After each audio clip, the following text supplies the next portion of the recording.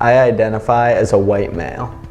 I am a black woman. I am half black, half white. I am Mexican and female.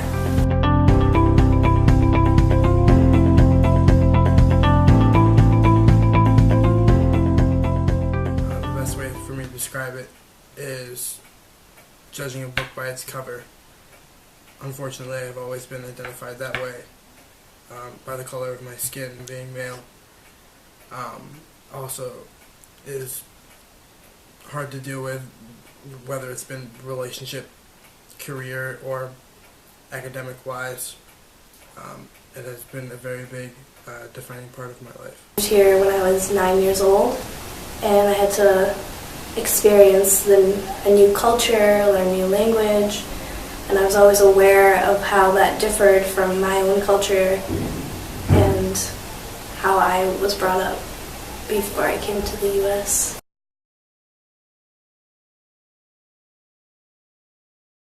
Maybe like labels that have been put on me, where people look at me and they're like, oh, they would say, friends that I've made, they're like, oh, when I first met you, I thought you were ghetto, or whatever. And just labels and like certain stereotypes, even though I've never like given anyone reason to view me in a specific way, they're like, oh, she's a black person. And I think the context of my experience also makes a huge difference. I grew up in a very white community, so when they see a black person come in, they're more likely to just tag you with a label. Well, I've definitely been treated differently because I'm female. I had this one instance when I was helping my friend jumpstart her car, and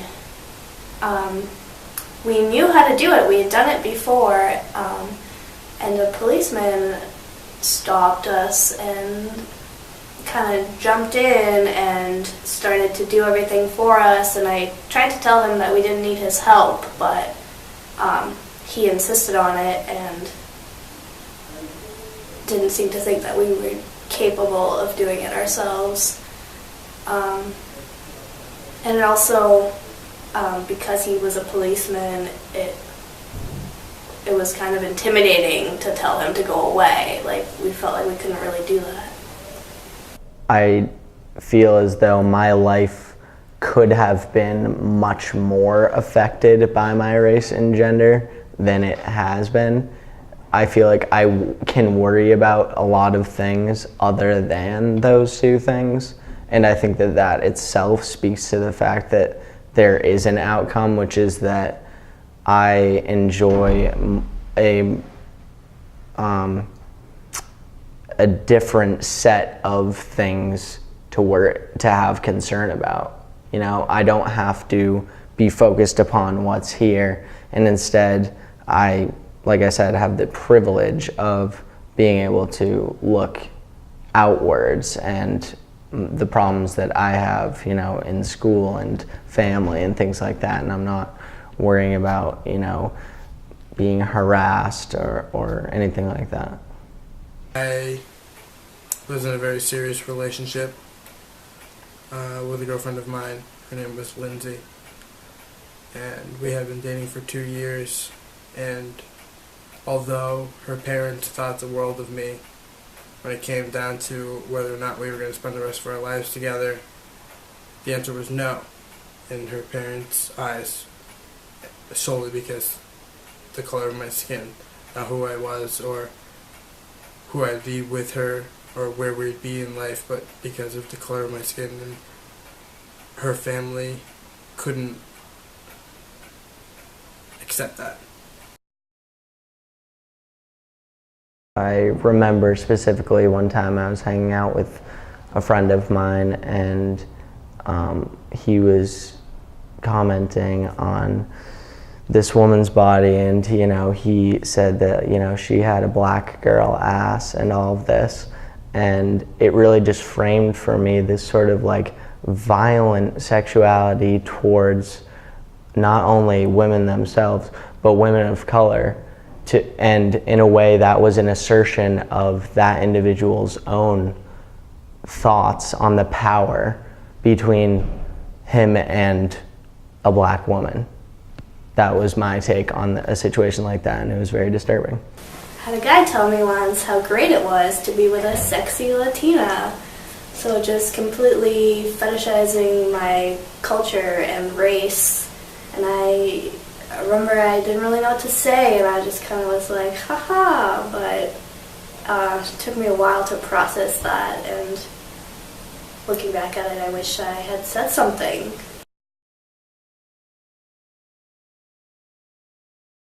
I can't really think of a situation where I could say it's because of my gender I feel a specific way. I can say I have like a specific appreciation for women of color, and I can relate to their experiences, but I don't know how I would say like because of my race, because I am a woman, I view race in this way.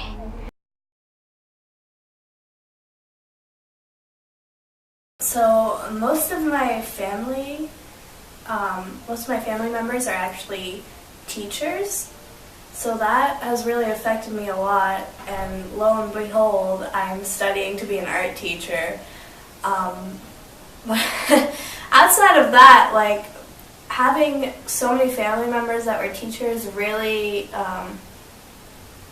made me into what someone would consider a good student, like, made me really care about getting good grades and doing my assignments on time and all of that, just because my family placed so much value in education. So I was raised from a white mother and a black father who grew up in a time where it was almost socially unacceptable to be a couple. And I think that had a big impact on my life because I saw how happy they were and how happy they can be even with society and the way society looks at them, and it made me proud to be who I am and where I came from. The community that and the bond that forms from shared experience, especially from being a student of color on campus, is very special and dear to my heart.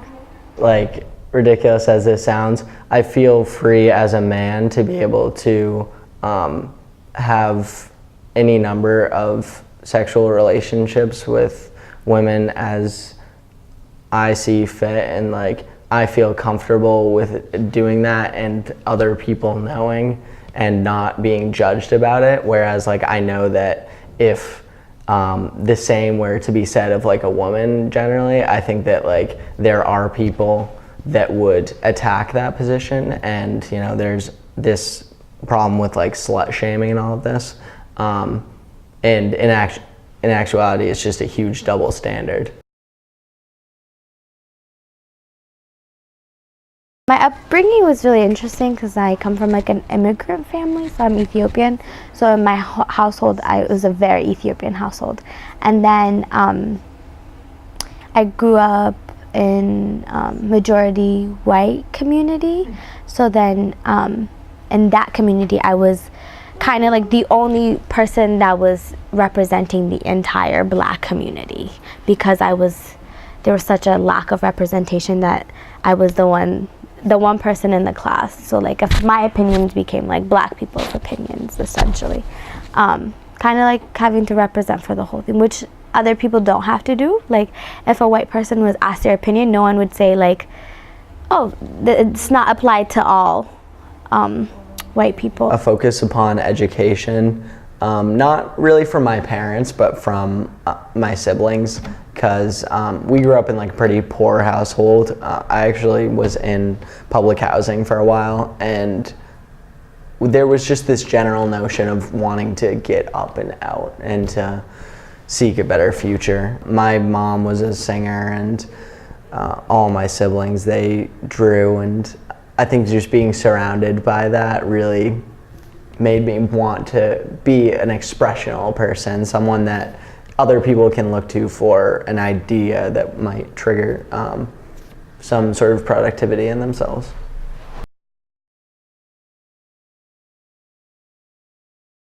People would expect you to be a certain way because you are black. Or be like, oh, you speak super proper. I was like, oh, what you mean? Or just like little microaggressions like that that build up over time. From the beginning, I was identified as a minority, and unfortunately, minorities are not expected to succeed. But I grew up very fortunate. I grew up in a great town with a great school system and a very loving and caring family.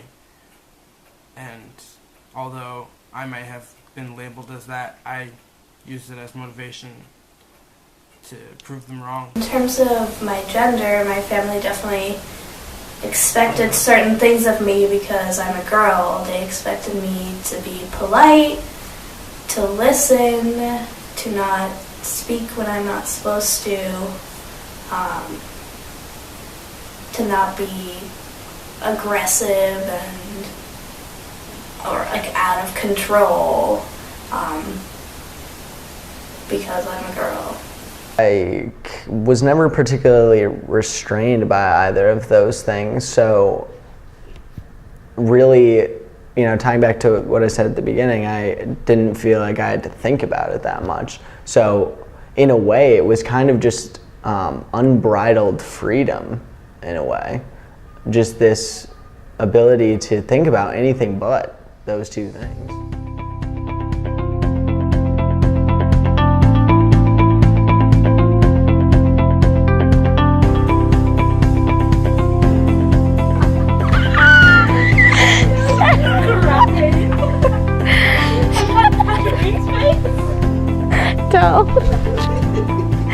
Yeah, continue.